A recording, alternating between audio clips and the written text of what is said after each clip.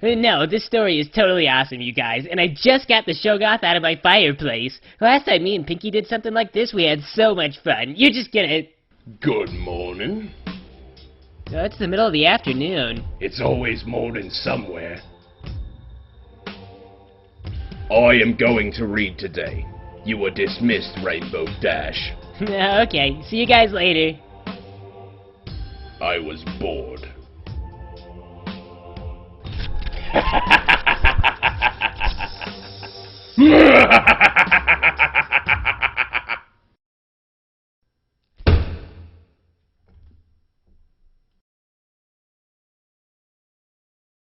Twilight awakens in her bedroom. She's depressed, as per usual. Each day fails to present reason to draw further breath. Her servant Spike does not respect her, and when he grows to suitable age, he will devour Twilight with impunity. It is naught but fear of death which impels the young mare to study. Time is non-refundable. The Reaper sharpens his tool for the harvest, indifferent as the sun, which rises and sets each day as if the creatures below were but meaningless trivia to its majestic arc. The tool, which Twilight foolishly calls friend, belches forth a scroll. The parchment falls to the floor waiting to be retrieved. Go on, my faithful student. I go to pick up the scroll. A wise choice. Because as you discover, the scroll was sent by none other than your beloved benevolent teacher. She requests, with much honey and adoration, that you find a particular book and you cast a particular spell. That is your lesson for today. She asks of you very little. Twilight thinks, I wonder what my parents are doing. Probably nothing as interesting as being Celestia, student. I get straight to work. I crack open the book and look at how to cast that spell. It looks simple. Too simple. Perhaps Celestia is growing feeble in her old age. Perhaps she became unhinged years ago.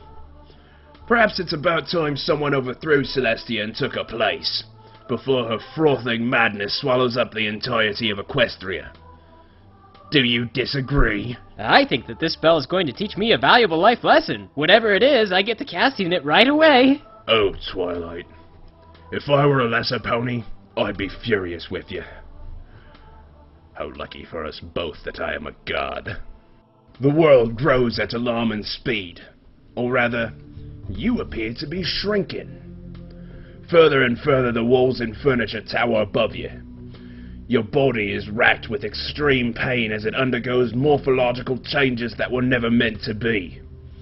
You feel organs shift and buckle. Your liver slips, causing you a thick, cutting agony. When at last the horror reaches its inevitable conclusion, you remain an insect, but at this time in a form more fitting your demeanor. Dear student, you are a spider. 8 hairy legs, venomous pincers, and no horn to speak of.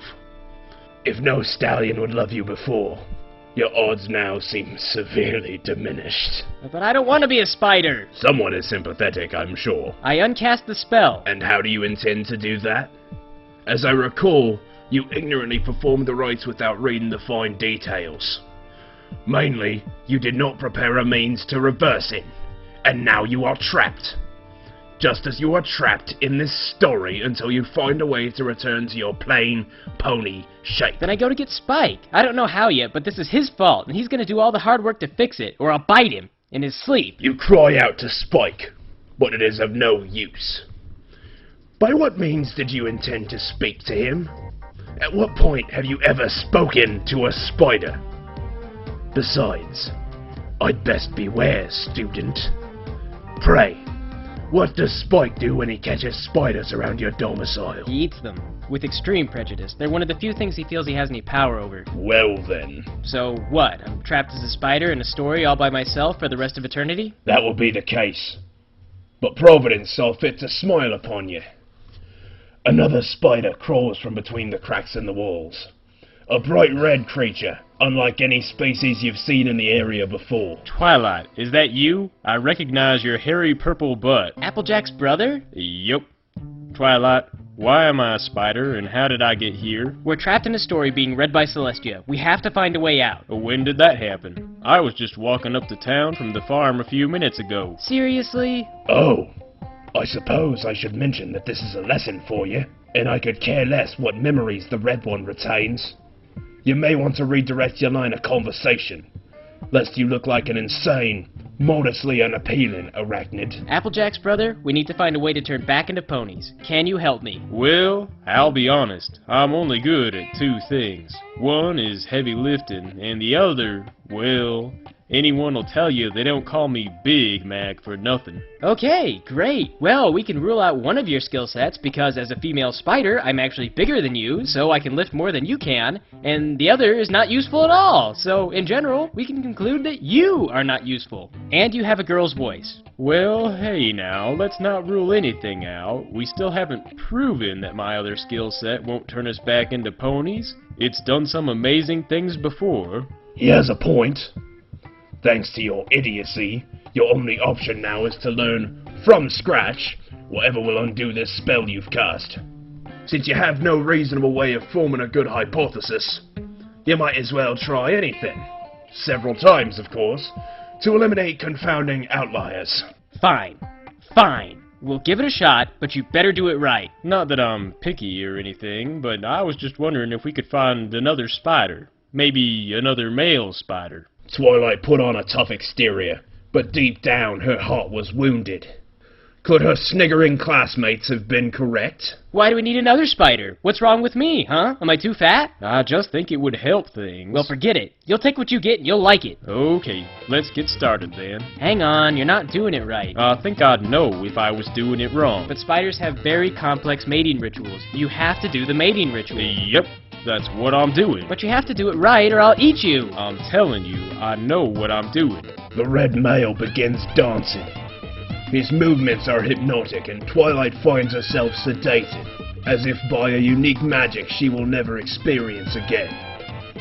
The rest is biology. Several days later, Twilight finds herself laying a clutch of eggs. The act is as painful as giving birth 1,000 times over. Why? This is the worst day. 2 weeks pass, and no progress has been made in finding a solution to Twilight's conundrum. Meanwhile, Macintosh and Twilight have entered the misery stage of their relationship, wherein Twilight relentlessly henpecks her male companion into a state of alcoholism. He is miserable because everything he does is wrong, and she is miserable because everything he does is wrong. So Applejack's brother, we've ruled out courtship, the miracle of childbirth, and hating each other as a means to change back into ponies. So, what do you want me to do about it? I want you to clean up the web is what I want you to do. This thing was totally spotless before you moved in. Y'all were living alone for 5 minutes, and y'all never clean anything. I bet that without Spock around, y'all probably would have stewed in your own filth as a pony. I clean everything I use, so it lends itself to reason that everything should be clean if you aren't making messes. Well, obviously you're not cleaning everything you use because the place is still a mess. I want to go back to being a bachelor stallion. I miss Caramel. That's it. I'm going to my side of the web and I'm gonna cry until you apologize to me. Twilight, look, I'm sorry. I'm an idiot. It's my fault. You're right. I'll try to clean up around here more often. Good, because I still have a bunch of other emotional problems that are your fault. Well, seems I have things to do. Let's wrap this up, shall we? Twilight's disgusted arachnid children burst from their egg sacs in an unholy wave of chitinous newborn lust for sustenance. They cover the floor like a carpet of living death. What is this crap? Alright, look. Applejack's brother, I have a plan. I want you to kill me. Throw me into the sea of spider babies. Are y'all sure? It seems unlikely that we'll be blamed for this on account of the fact that no one knows we're spiders, and how would they find us anyway? Just do it. Macintosh throws Twilight into the millions of skittering mouths below, but Death's sweet embrace eludes the girl.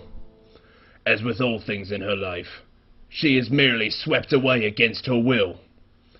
Her children lead her down the stairs, stopping briefly over Spike to drain the vital fluids from his body.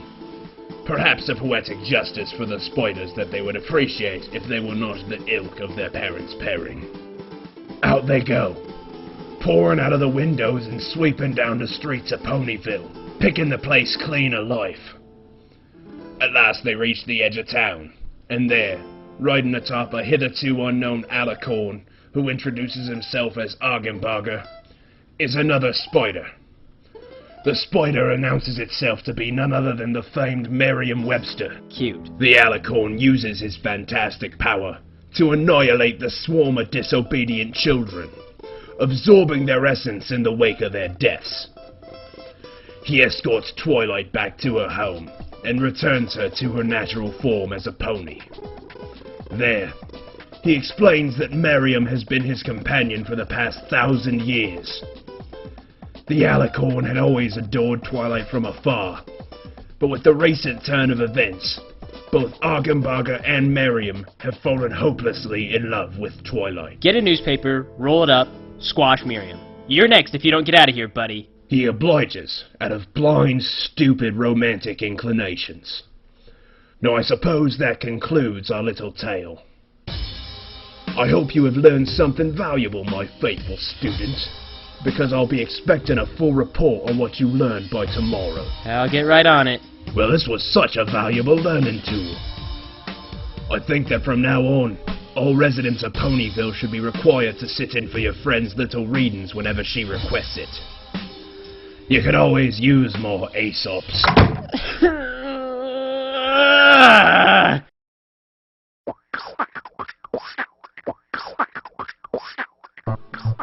Twilight. Hello, beer. Don't turn to the Corey now. I love beer. The spider announces itself to be none other than the famed Merriam-Webster. I will you in the street. It's rather cold out. That'll happen. Well then.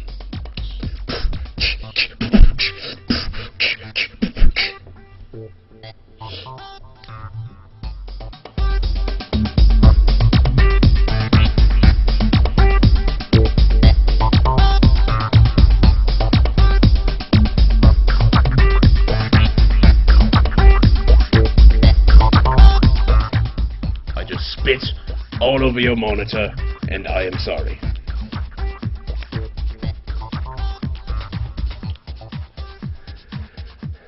I'm gonna sit over here and judge you. Okay, good.